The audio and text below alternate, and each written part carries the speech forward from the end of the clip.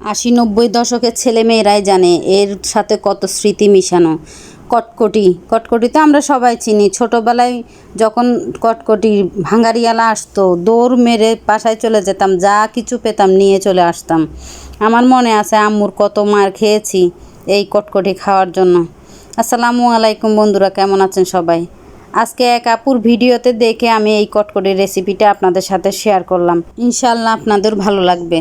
চলুন মূল রেসিপিতে চলে যাই। আমি একটা এরকম গোল সাইজের প্লেট নিয়ে নিলাম, ওখানে দুটো কাগজ দিয়ে অল্প পরিমাণ তেল ব্রাশ করে রেখে দিব।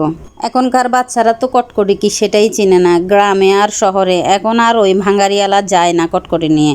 আগে কটকটি, শামপাপড়ি এগুলা তো আমরা সব সময় খেয়েছি। এখন এর বাচ্চারা চিনেও না, তাও সম্পাপিড়িটা চিনে, দোকানে পাওয়া যায়, কিন্তু ভাঙ্গারিয়ালা তো নিয়ে যায় না। এই 3টি উপকরণ দিয়ে যে এত সুন্দর করে কটকটি বানানো যায় আমি কল্পনাও করতে পারিনি। যে আপুটা এই রেসিপিটি শেয়ার করেছে ওনাকে অনেক অনেক ধন্যবাদ। আমি আধা টেবিল চামচ বেকিং সোডা নিয়ে নিলাম, একটা কড়াই বসিয়ে দিলাম চুলায়। কড়াইয়ে প্রথমে চিনিটা দিয়ে দিলাম, তারপর আমি পানিটা দিয়ে দিব। দিয়ে অনবরত আমি নাড়তে থাকবো।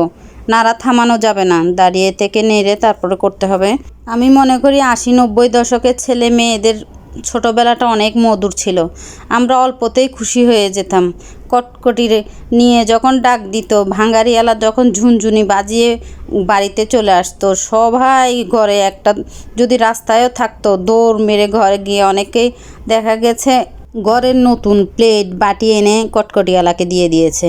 পরে তো মা বাবা যখন জানছে তখন কি আর পায় ওনাকে? এই যে ঘরে কী যে অবস্থা শুরু হতো তখন। এই মধুর দিনগুলো আর ফিরে পাওয়া যাবে না। এখনের বাচ্চারা খেলার সময়ও পায় না, মাঠ নাই, ঘরে বন্দি জীবন। শহরের জীবন তো বন্দি জীবনের মতোই চলে।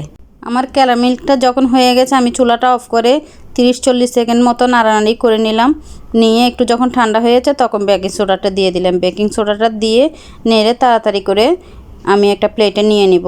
এই কাজটা করার সময় অবশ্যই দুজন থাকলে ভালো হয়। আমি তো জানতাম না, আমি একাই কাজটা করতে নিয়েছিলাম। পরে দেখি যে না, অনেক কষ্ট হয়ে গেছে। যখন মিশ্রণটা প্লেটে ঢালতে হয় তখন আরেকজন যদি প্লেটটাকে একটু ঝাঁকা দেয় তাহলে জিনিসটা ছড়িয়ে যায়, না হলে এক জায়গায় স্তূপের মতো হয়ে থাকে।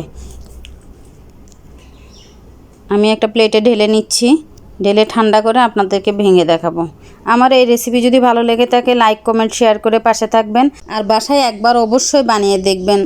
সত্যি অসাধারণ হয়েছে, আমি বিশ্বাসই করতে পারি নাই এই অল্প উপকরণ দিয়ে এত মজাদার একটা রেসিপি বানানো সম্ভব।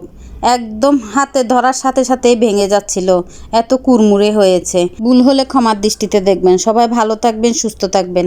আল্লাহ হাফেজ, আসসালামু আলাইকুম।